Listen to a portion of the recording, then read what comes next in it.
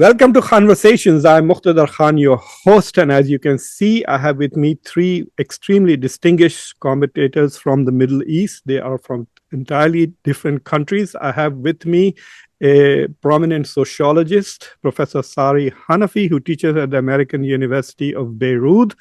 There's something romantic associated with the American University of Beirut, even for South Asians. For example, Faiz Ahmad Faiz, the famous Urdu poet, spent some time in Beirut and at the American That's University. true. Yes. So he teaches there. He's a sociologist, and he is obviously living in Lebanon, so he will talk about Lebanon. Then I have with me, so we go from sociologist to political sociologist. We have Saeed Sadiq from Cairo, who teaches at the American University in Cairo. And he's an old friend, has been on this show several times. And he will talk about, he may talk about the Egyptian point of view, or he may not. I leave it to him. And then from political sociologists, we drop the sociologist and we go to political scientist and international relations scholar, Sevgi Balkan Shaheen. She teaches at a Mediterranean university called CHA. So I like the name, CHA. I was thinking about it. So we have voices from Turkey, Egypt, and Lebanon, and we are going to talk about the future of the Gulf and the region. I thought that by now the Memorandum of Understanding would have been signed. It has not been signed. And Trump at some point will have to leave the country to attend the G7 summit in France. So the assumption is if Trump is still there, he will sign it. Otherwise, J.D. Vance will sign it with the Speaker of the Iranian Parliament, Ghalibaf, and this will be done virtually. So in a funny way, even the Memorandum of Understanding is not in real life. It's in virtuality, not in reality. Even when it is signed, it is kind of metaphorical. So I'm going to start by asking a very simple question, Sari, to you, as to this war. This is war of choice, clearly, for the Americans. There's no way that I see it in any way advancing U.S. interest or dealing with an immediate threat to the U.S. So this war of choice with Iran, how has it changed the region? Like, what is the long-term impact that you see in the region, regardless of whether the Memorandum of Understanding is signed or not, and what the details of the terms of condition is? This war has had a huge impact. How do you see it? Thank you, Muqtadar, for hosting me, and I'm so glad to be in your show. Let's first say that, in fact, this region is under what I call the genocide paradigms, Israeli genocide paradigms. It's really this region, I would say, has been under Israeli, if you like, colonial project, which become very aggressive settler, colonial, and apartheid project.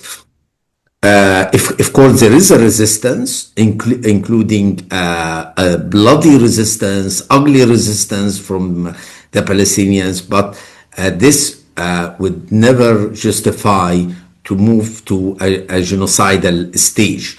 So the genocide in Gaza, I would say, it become a paradigmatical model of politics, how this, particularly in the Middle East, I would say, and this is why it become so destructive and having a lot of casualties, orchestrated by Israel first, but I would say United States second, but the world. I mean, now with all this AI, the new generation of war, which show that they are passing much, I would say, higher, the level of this war is almost another generation compared to what Hamas, Hezbollah, Iran, is having as a war logistics. So I would say this is this region under this continuation of this genocidal order with a massive destruction. And I would add one word, and I leave it at this stage to say Israeli and I would say American project is escape forward. I mean, they don't resolve problem. Israel thought, how they formulated, say, peace by force, but actually there is no peace, and the force didn't engender normalization. You have less people normalized state. So this is the situation where we are on a bleak area of the imperial Israeli-American war. I mean, it's like saying that the Middle East now exists in a Hobbesian world. It is like endless war, literally, in that sense. Saeed, how do you see, Saeed? How has this changed the region? How is this war changing? From your point of view, what are the big changes that have come about? First of all, this area has been subjected to many disasters. Iraq invasion of Kuwait, the Arab Spring, the Gaza slaughterhouse, and now this new attack. The Israeli-American offensive against Iran was not really surprising that the American had chosen as a priority protecting Israel, not the Gulf states. We have seen that last year when Israeli attacked Doha, Qatar, and the American air defense ignored the Israeli planes because it is only directed against Iran, but nobody took into consideration that Israel can be an enemy. In fact, our public opinion survey showed that Israel is the number one enemy, followed by the US. There is no change. The American-Israeli attack on Iran did not change that. It just showed that they are still a duet against the people in the area, spreading instability because they benefit by selling weapons, by extorting the leaders of the Gulf, and that the only sword and country that they really protect is Israel. So there is no change in that. The fact that Iran attacked the Gulf states, but they know for sure that demographically this is not going to be something that you will always be in trouble with Iran. Iran is 93 million, the population. It's a historic, the big demographic, big political country. The entire Gulf states, 63 million, 31 million are really native, and the rest are foreign workers, expatriates. And so it is more realistic that the Gulf states will have to have a deal with the Iranians.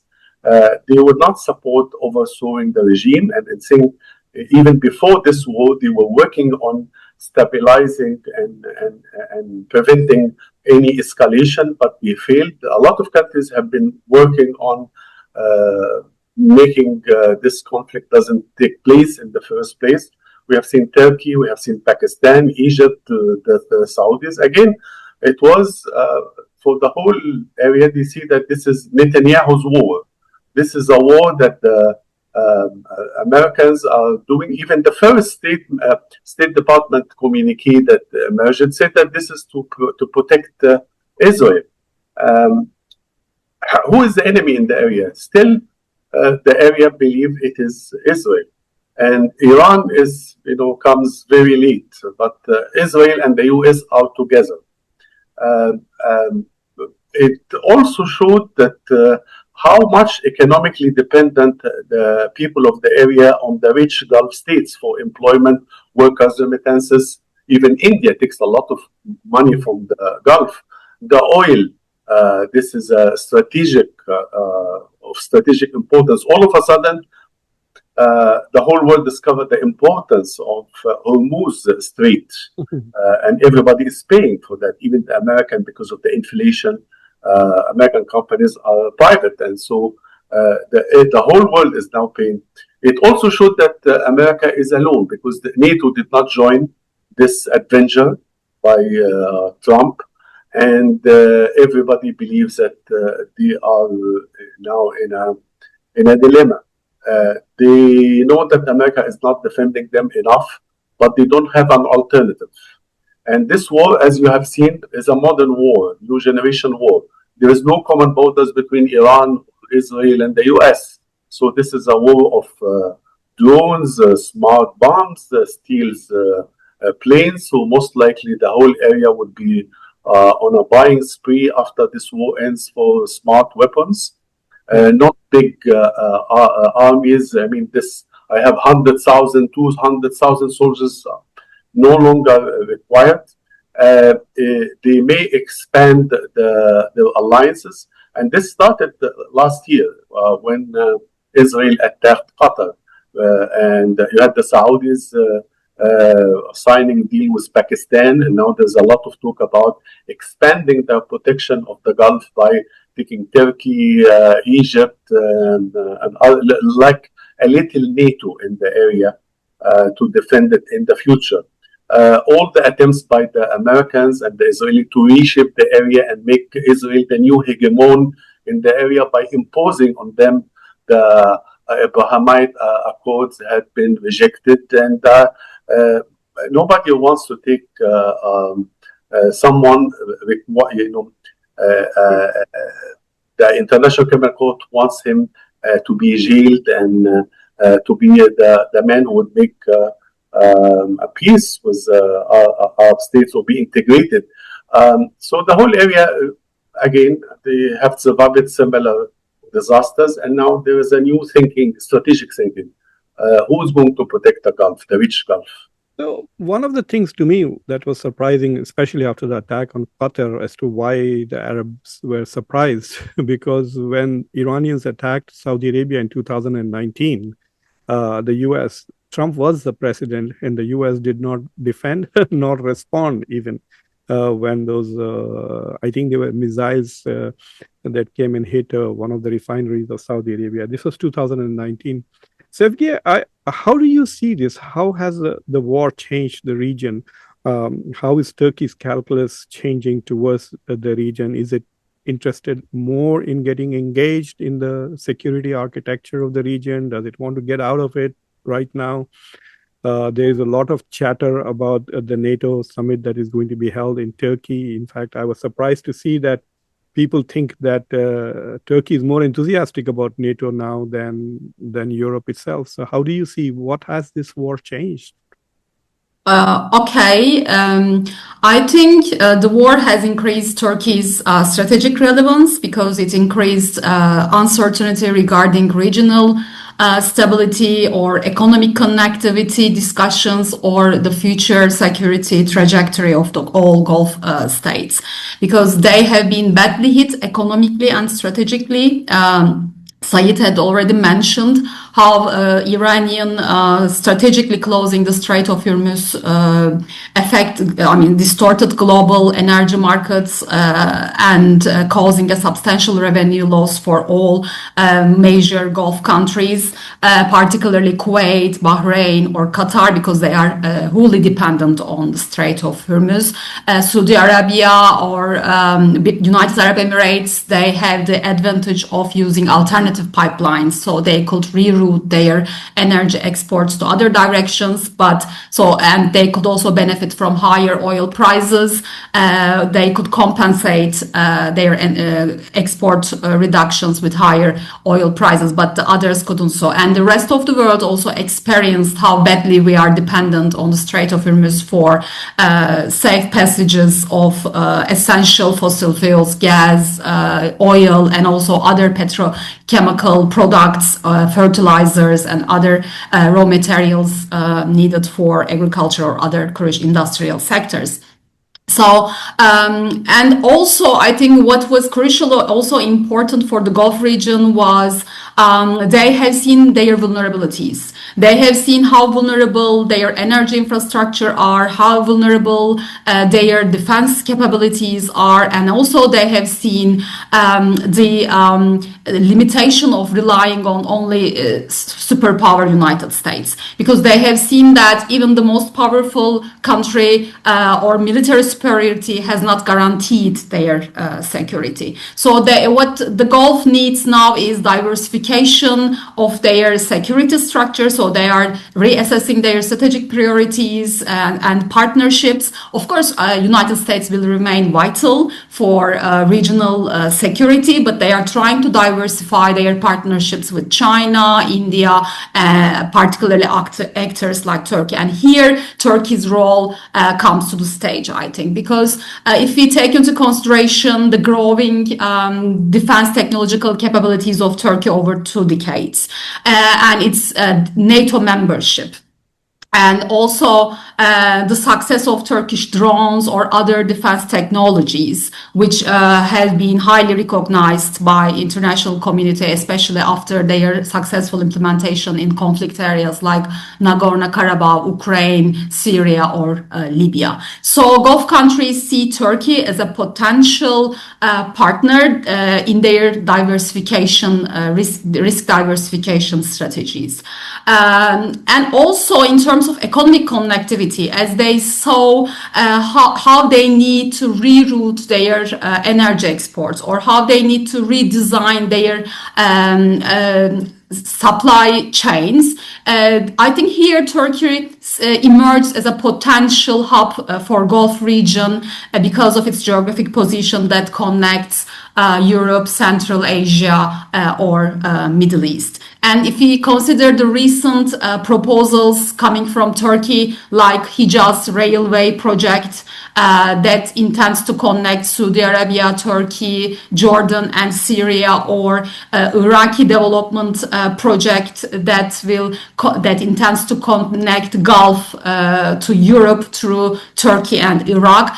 So these projects are indicators of Turkey's connectivity vision and potential. And of course, Turkey has been promoting these projects as an alternative to IMEC or Eastern Mediterranean pipeline project that have sidelined Turkey before. And also, why Turkey emerged as an important partner is also related with the fact that Turkey also has a large domestic market, a large industrial base, and industrial capacity and defense technological capacities have been increasing. So, and also with its huge market access to a larger European market through customs union, I think Gulf countries, especially Saudi Arabia, Qatar, and United Arab Emirates, see Turkey as an attractive destination for their investments, because as we know, these countries have these economic diversification aspirations, like going beyond coal, like they want to be global hubs for logistics, finance, tourism, aviation, entertainment. So they want to attract foreign capital, and also they are looking for investment opportunities as well. So Turkey has been a major investment opportunity for Gulf countries. And also about your question, Turkey's more interest in NATO is also related with, because we know that Turkey has been pursuing this strategic autonomy policy for more than a decade, which was already irritating Western allies, because Turkey, as we know, purchased S-400 Russian missile defense system, which it couldn't use, of course, because of American sanctions reactions, Western reactions. So Turkey was trying to balance between Western partners and Russia. But now I think we see an opposite direction. Turkey has been trying to shift to Western allies, particularly to NATO, and because it has understood how centrality of NATO for Turkey's security is, how important collective security is. Even during recently in the Iranian war, the 4 missiles that Iran sent to Turkish territory, to Turkish airspace, were intercepted by NATO integrated air and defense, missile defense system. So Turkish people also recognize how important NATO is for Turkey's security. But it's all related, it has a broader background also, because as you know, Trump administration has been trying to withdraw from its commitment to European security within NATO, because they said, oh, enough is enough. We have spent a lot of money for European security for decades, for half a century. Now it's time for Europe to spend more for their own security. And now we are seeing all these discussions for creating a new European security structure. Europeans are also engaged in strategic autonomy discussions led by France, Macron particularly. And here Turkey wants to be integrated. Turkey wants to position itself within this emerging European security structure, because Europeans will spend a lot of money. They have already increased their percentage of GDPs that they allocated to military defense, including Germany after the Russian-Ukrainian war, and even some Baltic states or countries like Poland, they increased their military spending to 5%, for instance. So here, Turkey, by being integrated to Western military structure, Turkey wants to be part of, wants to have access to these defense cooperation, procurement opportunities. There are some commentators here in the US, especially, this country is full of mouthpieces for Israel, unfortunately. So one of the meme that was going around, and I think there was also an article in the Wall Street Journal, I think that Turkey is the new Iran. A lot of chatter that Turkey is the new Iran. The assumption is that, this was in the early days of the war when people in the US were thinking that, Iran is about to collapse and surrender. So they were looking at the next target or the next project, which is Turkey. After Iran, they see that Turkey is now the new threat to Israel. Is Turkey's response to that also, tightening relations with NATO? Because it will become very tricky for Israel to attack Turkey, because it will be attacking NATO and not just Turkey, isn't it? Yes, this discourse has been visible in Israeli political discourse. You can see it in former Prime Minister's Naftali Bennett's explanations, or last year's Nagel Committee's report. This basically claims that Turkey has emerged as a regional power. Turkey has been pursuing revisionist aspirations, and which will replace Iran, and that can challenge Israeli and wider European interests. And they also argue that, look how Turkey has increased its influence in Africa, Central Asia, or Syria, particularly for Israel. And they say that Turkey also, because of democratic backsliding in Turkey has become more authoritarian. So Erdogan has full control of behaving assertively in its foreign policy, because there is no one that can restrict Erdogan's revisionist policies. But I think this kind of discourse reflects Israelis' threat perceptions. It's about changing threat perceptions in Israel than about Turkey, because as I just mentioned, although Turkey and Western allies had major rifts in Syria, in Libya, or over S-400 purchase of Russian missile defense, but Turkey is highly integrated within NATO, and all these Turkey is the next Iran slogan also leads to an increased threat perception in Turkey. Especially nationalist groups in Turkey say that, look, Israel maybe will attack, because they have eliminated all their major rivals historically. First Egypt in the 70s, then they were part of the fall of Saddam regime, then they get rid of Assad regime in Syria, and now they are maybe trying to get rid of Iranian regime, and then the turn will come to Turkey. So these nationalist groups, they also say that these Iraq, Syria, or Iran, they were vulnerable because of their domestic vulnerabilities. So in Turkey, there's a big discussion, not just for Turkey's NATO commitment, but also in terms of domestic politics, these nationalist groups say that, look, we have to solve the Kurdish problem because it's our main vulnerability. Israel may exploit it. So now there's an ongoing discussion because of this slogan that we should solve this Kurdish problem in order not to let Israel to exploit political and ethnic divisions within Turkey. And yeah, next year there will be a NATO summit in Ankara, and Turkey says it will do whatever it takes to contribute to maintaining alliance unity and make NATO more effective. Thank you. Sorry. The Lebanon has become very critical to this war. There is no doubt about it. You are muted, by the way. I think that Israel is clearly using Lebanon as a way to derail U.S.-Iranian peace negotiations. Israel seems to want an endless war with Iran till Iran is completely destroyed. Maybe it made something like Syria completely, a dysfunctional society with internal, they would like to see opposition. They want to see, there was a lot of chatter about seeing a civil war between IRGC and the regular army in Iran and all of that. But Lebanon itself is quite divided, right, with Hezbollah and the Lebanese government itself. The Lebanese government wants to be left out of this whole mess. I guess they want to rebuild the country, and Hezbollah obviously is not on the same board. So where is Lebanon on these issues? Like it can't change its geography, and there's so much pressure on Hezbollah to disarm. I don't think it will. So how do you see the future of Lebanon?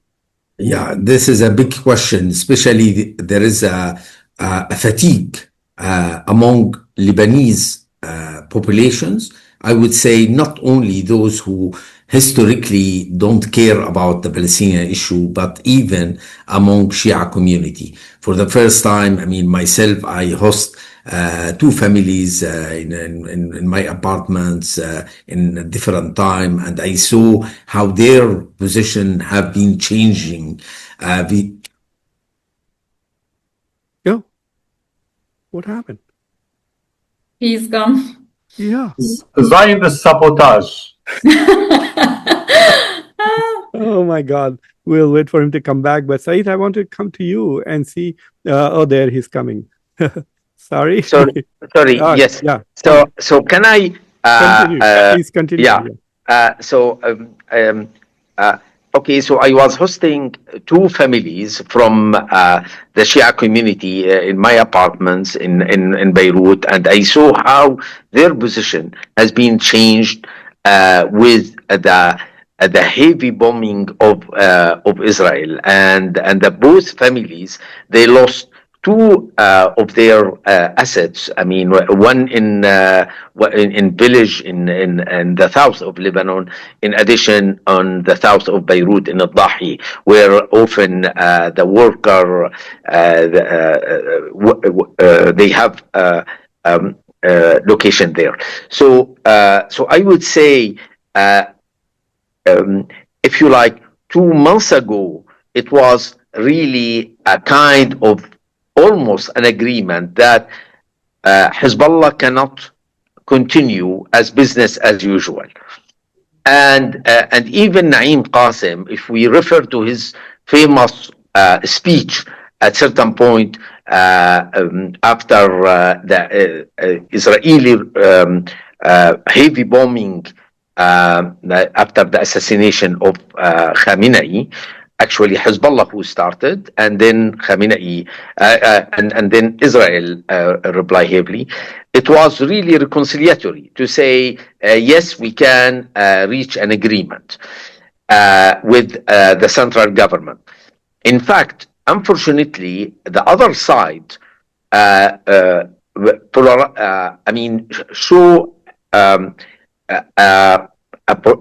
major polarization with a triumphalist discourse against Hezbollah and Shia community, which changed a little bit this reconciliatory, if you like, approach of Hezbollah. And what we are now, we are the central government negotiate directly with Israel with the terms of agreement really very dangerous for Lebanon. That there is no withdrawal, clear withdrawal. They are talking about pilot security zone, which we don't know what that means. Remember that during Oslo process, Israel invent a term that doesn't exist in political science dictionary. Is called autonomous Palestinian autonomous territory. So it's not self-determination. So it's so they play with this. So now the situation is as following: there is clear polarization of two sides, and the central government doesn't look for a middle way solution.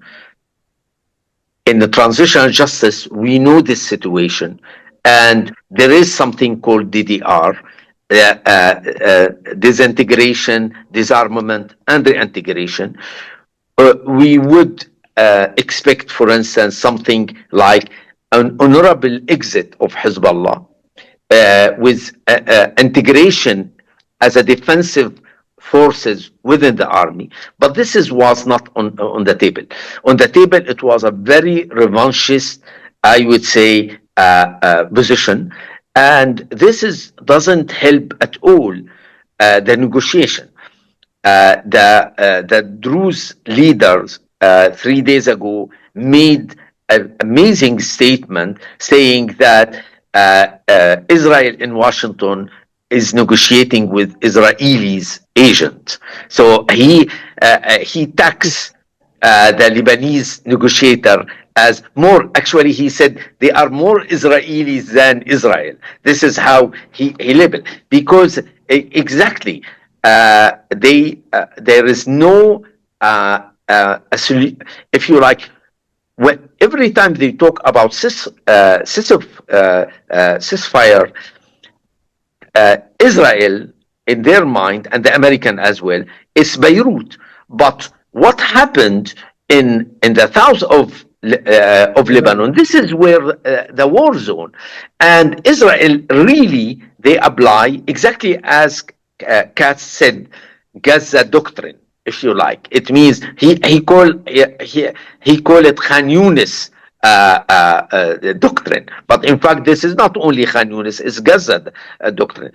So the massive destruction that in the south of Lebanon, this is not clear what is the position of the negotiation vis-a-vis this situation.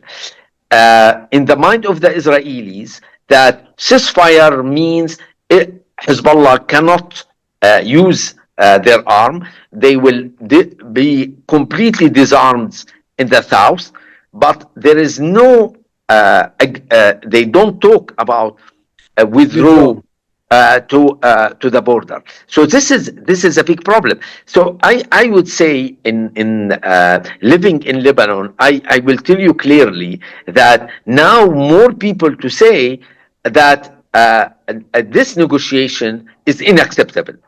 I would say 1 month ago, it was really the sweeping majority of Lebanese in favor of this negotiation. But now they realize Israel can bombard Tripoli, can bombard any cities in Lebanon, in Lebanon, not Beirut, and this is not counted against ceasefire. So, if you like, this is a situation. I mean, let me finish. Plus, you also have some kind of an occupation, right? By saying just one word, that I am amazed that no one talk about a discipline called transitional justice and some recipe in political science. I mean, there is DDR. Why it is not applied? I mean, this is, if you like, again, this mythology of uniqueness of the Israeli situation, and anyone open the mouth, they call it anti-Semitism, etc. So I stop here. So the thing is, I mean, to answer your question a little bit, there is an Israeli exceptionalism backed by American power. If the Israelis are nervous, it's a huge crisis for America. So science will go out of the window, social science is out of the window, international law is out. If the Israelis are nervous, we will shut down International Criminal Court. We will sanction judges. So there is this Israeli exceptionalism. In many ways, you can say that Israel has used the Gaza paradigm on America's moral conscience.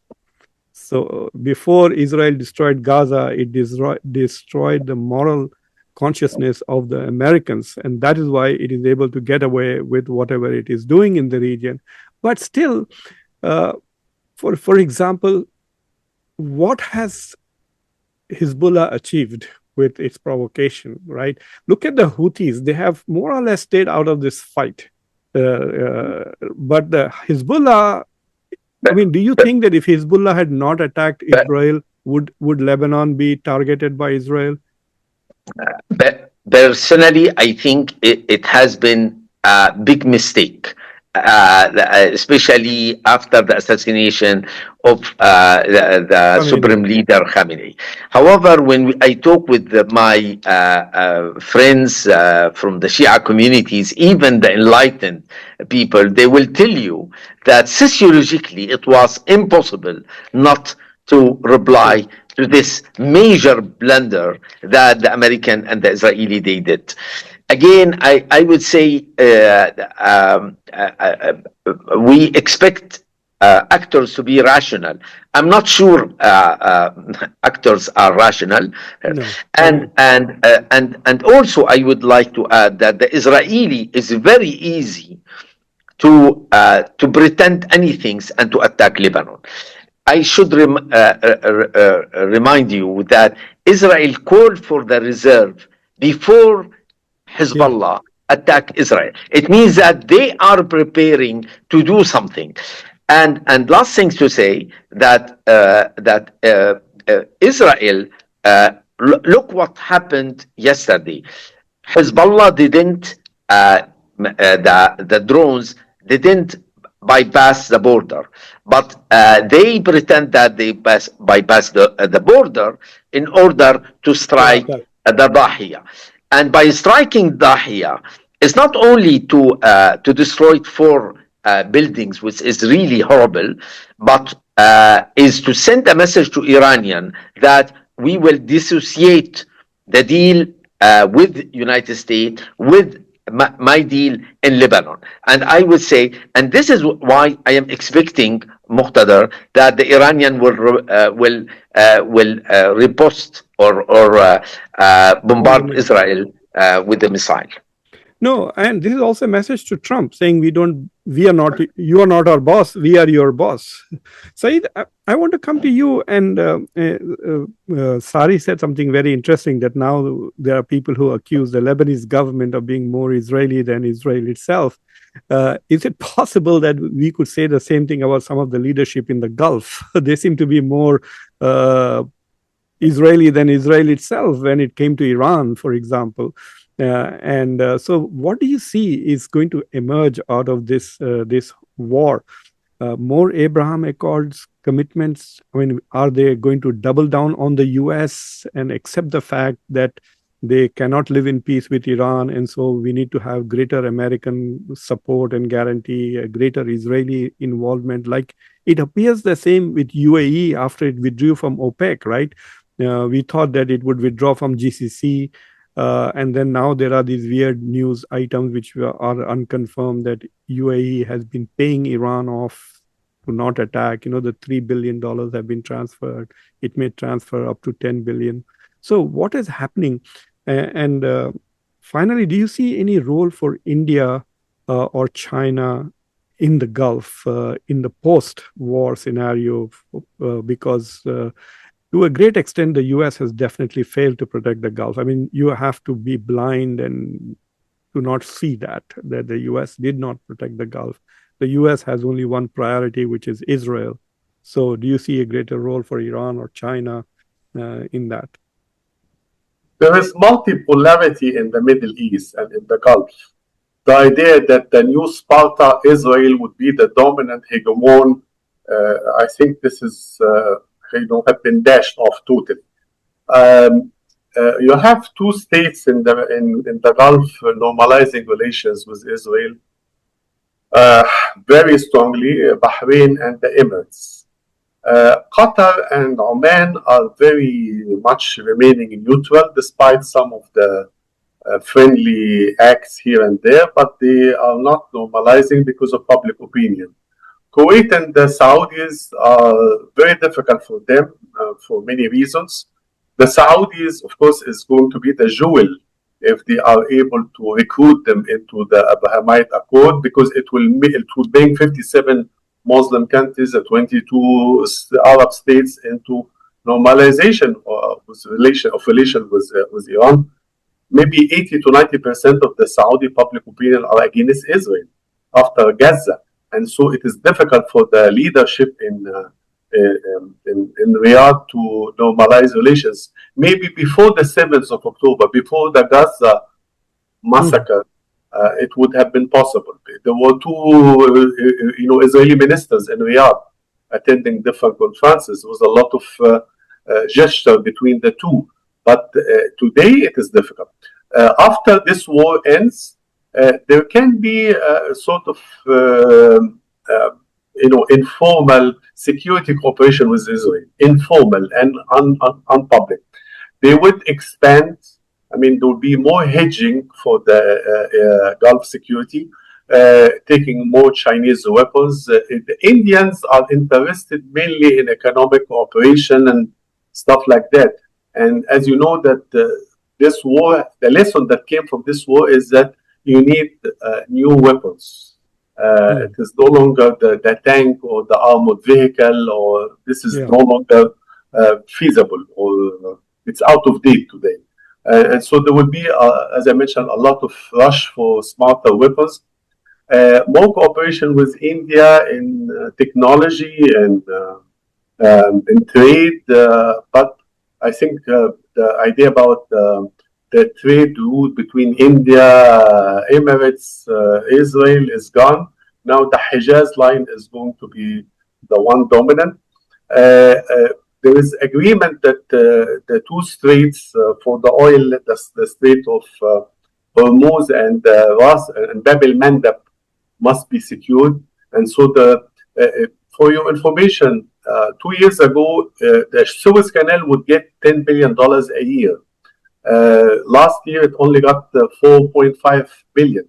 But this year, it began to get 5.5 billion, and maybe more, because the Saudis began to channel the oil through Yanbu to the Red Sea. And so there are a lot of projects that are being presented. China will not cannot fill the American security. The Russians are saying we are fighting NATO in Ukraine, and so all we can do is just give you more weapons and technology updates, and that's it.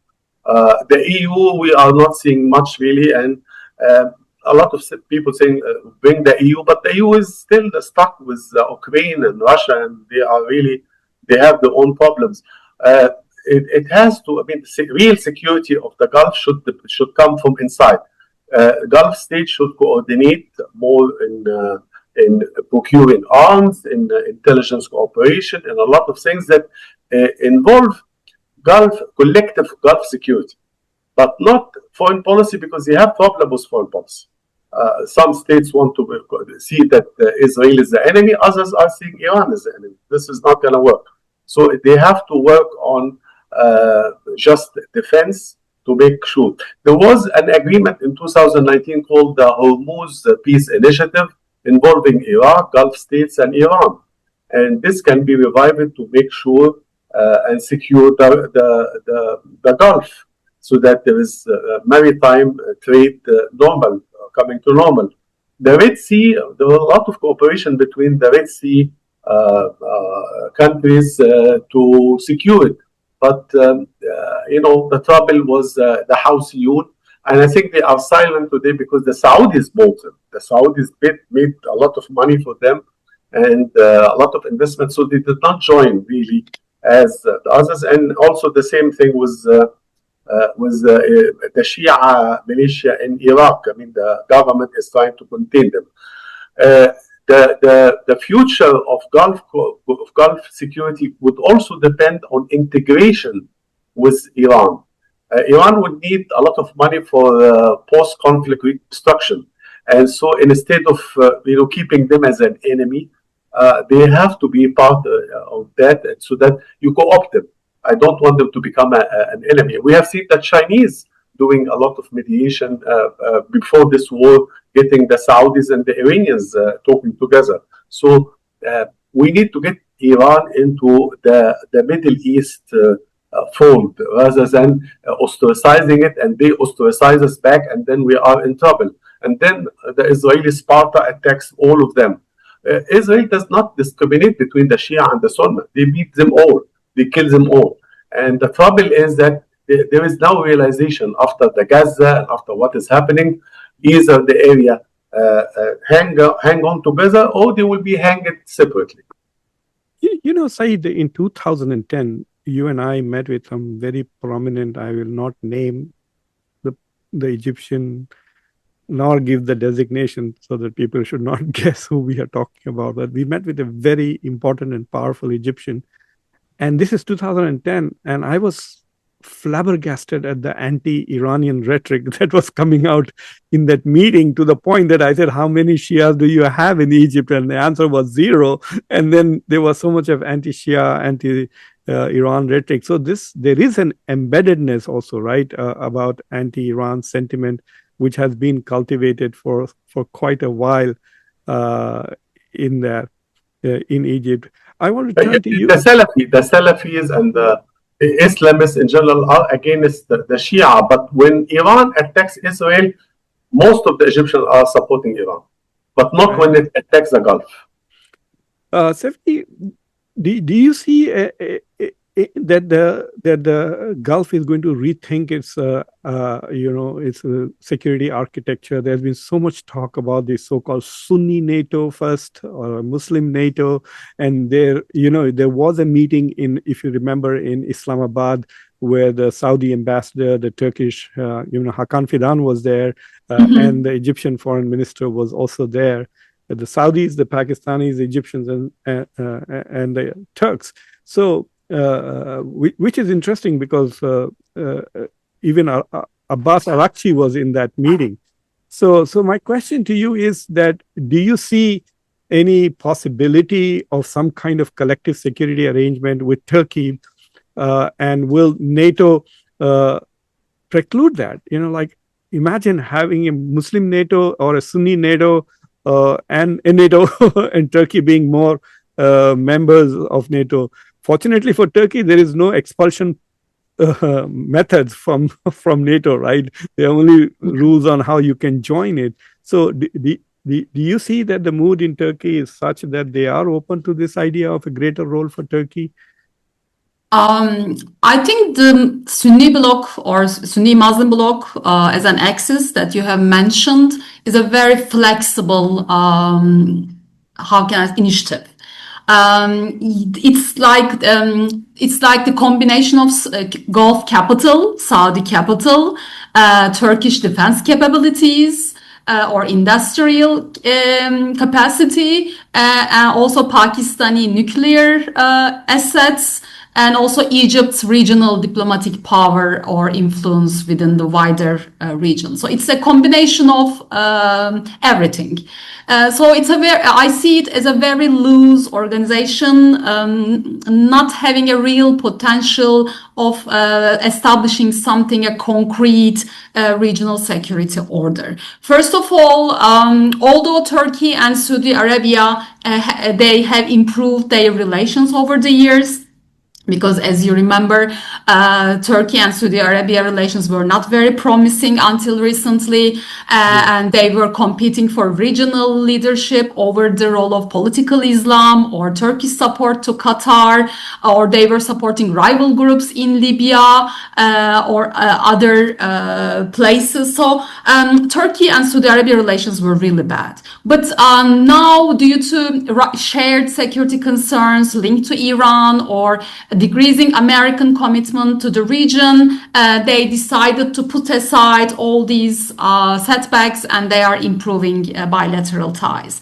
But that doesn't mean that Saudi Arabia and Turkey really trust each other deeply. Yes, there's a pragmatic cooperation going on, but it's like a selective cooperation, I would say. And also, even within the Gulf countries, there are different military capabilities. For instance, if you think about Saudi Arabia and United Emirates, they have large technology-based armed forces, whereas others like Qatar, Bahrain, or Kuwait, they have limited capacity. And this is important because different power asymmetries can generate disagreements over burden sharing, or maybe leadership or responsibilities within joint defense initiatives, which will also affect the effectiveness of defense operations. So I would say, yes, there is a potential for more regional defense coordination, but I see the prospect very limited, especially given the rising competition between Saudi Arabia and United Arab Emirates themselves. They are competing for each other over Sudan, over Yemen, so they began their foreign policy directions began to shift. Also, their attitudes towards Iran is different, or Israel, because United Arab Emirates have signed Abraham Accords with Bahrain, so they have a different attitude towards Israel than Saudi Arabia, for instance, because Saudi Arabia has been following a more cautious approach towards Israel and abstains from signing the Abraham Accords after what happened in Gaza. And also even during the Iranian war, United Arab Emirates followed more contentious rhetoric, confrontational rhetoric against Iran. Sorry to interrupt you, Sevgi, but like, for example, if they do form some kind of an agreement, alliance, what will be the threat? Will it be Iran or Israel? Because if Iran is a threat, then UAE probably is on board. Yeah, that's the problem. The Saudi, Turkish, Egypt, and Pakistan security arrangement seems to be targeting Israel because as we know, Israel has been cooperating with Greece, Greek Cypriots against Turkey to isolate it in the Eastern Mediterranean, because they have there are many maritime boundaries issues or energy disputes within Eastern Mediterranean. So Israel has been trying to contain Turkey, particularly in the Eastern Mediterranean, or Israel has been challenging Turkey in Syria, because after the fall of Assad regime, Turkey emerged as the most crucial regional actor in Syria, controlling northern part of the country, and it has a great influence over the current al-Shara regime in Syria. And also Israel wants to control the southern part of Syria. So many people see a major confrontation between Turkey and Israel, particularly in Syria, because Israel doesn't want to lose the edge it had acquired after the fall of regime, and it doesn't want Turkey to open a military base there or increase its influence there. So I think the Sunni axis that you mentioned will more challenge Israel than Iran. So this is my last round of questions. We are reaching our end of our time. Sari, are you there still with us? Yeah. Yes. I am with you, but we don't have electricity, so sorry for that. Yeah, go ahead. I hope you're not under attack or anything. No. Fine. Yeah. So my question is, I wish I could send a drone to lift you. So to airlift you back here. My last question is to you, that I want you all to focus a little bit on Iran. what is going to happen with Iran? Has Iran been tamed, or is it going to emerge a major power in the region? Are there some lessons that other countries, especially Turkey and Saudi Arabia and Pakistan, can draw with what happened with Iran? How do you see what's going on with Iran? I think what is going on in Iran is against what the American wanted to expect.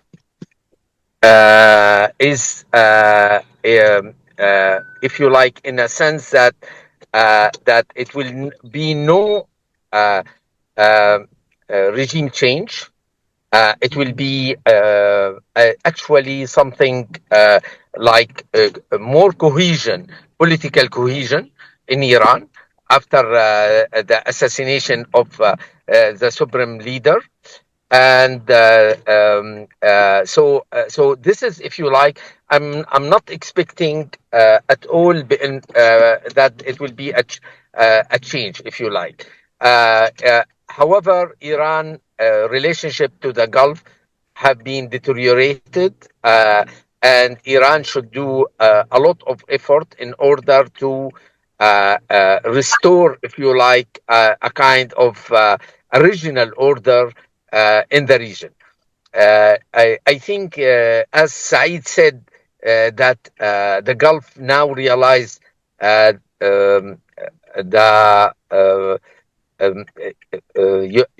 they will not be protected by United States alone. They need collaboration with Iran and cooperation with Iran. So I think it should be a serious reflection. What is the new order they will have the Iranian in the region? And I think there is now more need to a regional order beyond the American Paxa or the American-Israeli imperial war, if you like. So this is what I see. In this meaning, I don't see really. I don't like victory and language, but I don't think that the American-Israeli they won this war. No. It shows also that the capability of the Iranians, despite that their vulnerability, if you like, that they are capable of stopping American Israeli aggressions. So I would say I hope that it will be a more reflection what to do in a regional level, and this is, if you like, what to transpire from the Qatari position vis-a-vis Iran. Qatar become outlier, if you like, among the Gulf countries to say that no matter how angry we are against Iran, we need Iran. And I think, again, I will go back to the Jumblat declaration when he met the Syrian president Ahmad al-Shara, and he said it clearly that Ahmad al-Shara told him that if Iran will lose the war, we will be in big trouble. Israel will attack us. So I think Iran is a very important player in this region to balance this mighty genocidal paradigm of war of Israel. However, Iran cannot continue business as usual in interfering in the business of the Arab world in many issues, and I think they should rethink their relation to the region, not in terms of an empire, because Iran, the way they behaved in the last, I would say, half century, it was like since I would say 1980s. Is like a metropolitan rising place empire. is Iran, and all our peripheries. So, and they are not worried if there is a fire, if there is starvation in the peripheries, as far as a metropolitan center of the empire is safe. Now, this paradigm will not function anymore. Said, what's your take on Iran? First of all, I think the Iranian opposition in diaspora had been discredited because of rally around the flag.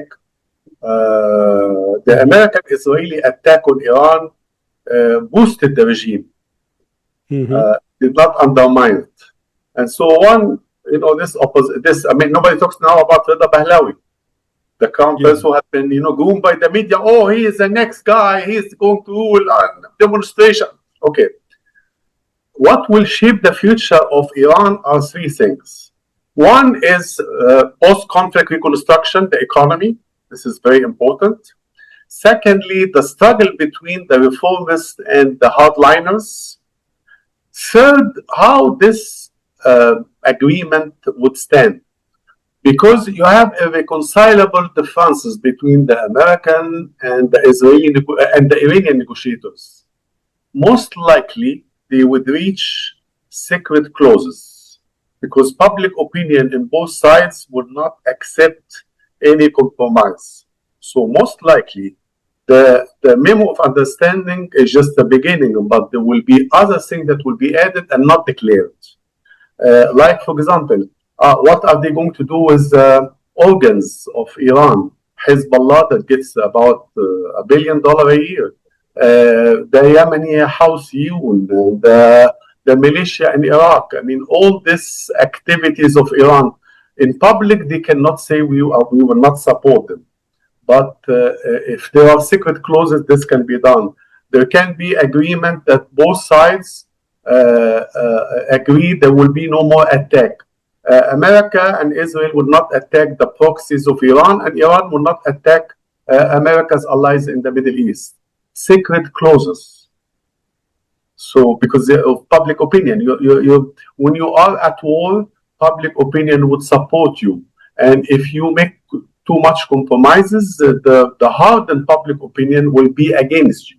And in fact, you had demonstration today saying that they were against the negotiators. They are selling out. They are capitulating to the Americans, and of course, those kind of demonstrations in an authoritarian country like Iran could not have taken place without approval by the revolutionary guards and the big guys who want to show, this is not a democracy, but, this is a game. So this is it. The future of Iran also would depend on, we should stop talking about Sunni alliance against the Shia. This is not something that the Sunni and the Shia should be interested in. They should cooperate as states for regional security, not ideological war. Israel kills a Shia and kills the Sunni. So the Sunni and the Shia should cooperate to have security rather than be new ammunition for the Israeli Sparta. Tevgi, what do you think is the future of Iran? There was a time when Iran was protected by Turkey for a while. When NATO 2010 was, nuclear sanctions. Yeah. Yes.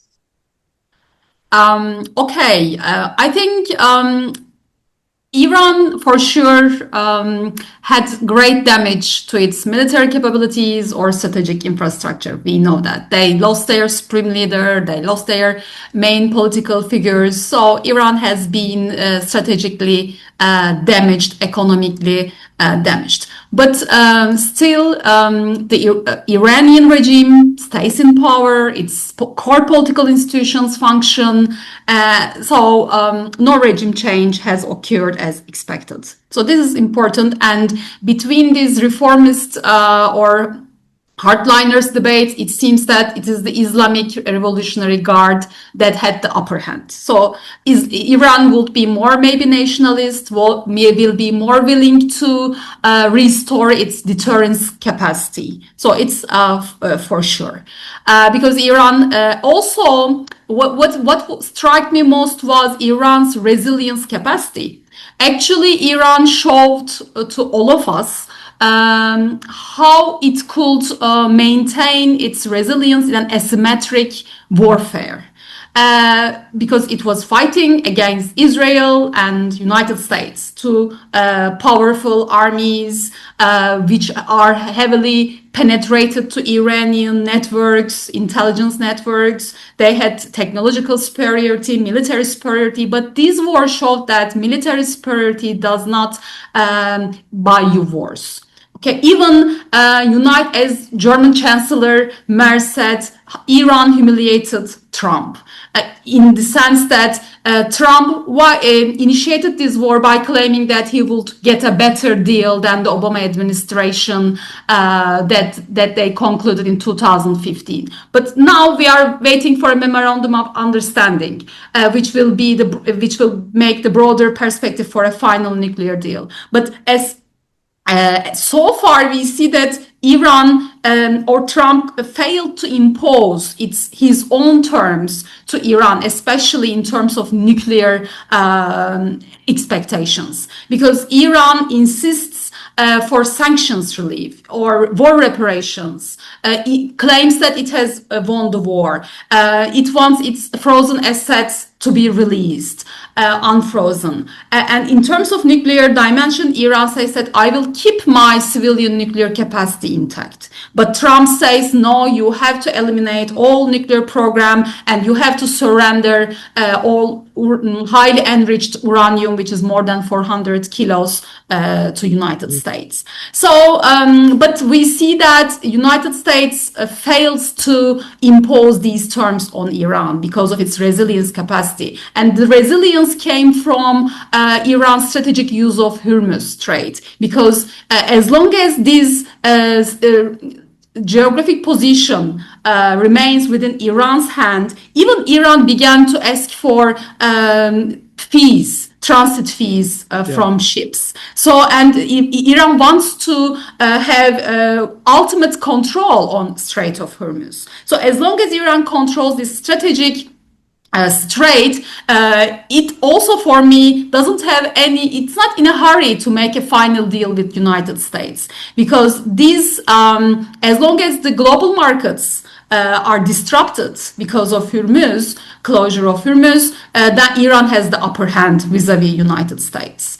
I expect Iran to be more resilient. Yes, militarily weakened, economically weakened, but still by using these capacities like Strait of Hormuz, Iran, I think for now has the upper hand.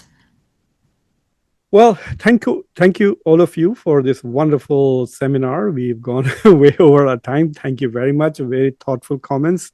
Sevgi, once again, welcome to Khanversations. And Saeed, you are always welcome, my dear friend. And Sari, please be safe. I'll hopefully come back to you. Hopefully the MOU is signed today, and then maybe in a couple of weeks I will come back to you and we'll take a second look at how the Gulf and the region looks like. But I think that there are some big changes that are definitely going to take place in the region. We may not be able to predict it, but I think that things cannot go on as they are at this moment. So thank you very much, everybody. Thanks for the invitation. Thank you. Bye.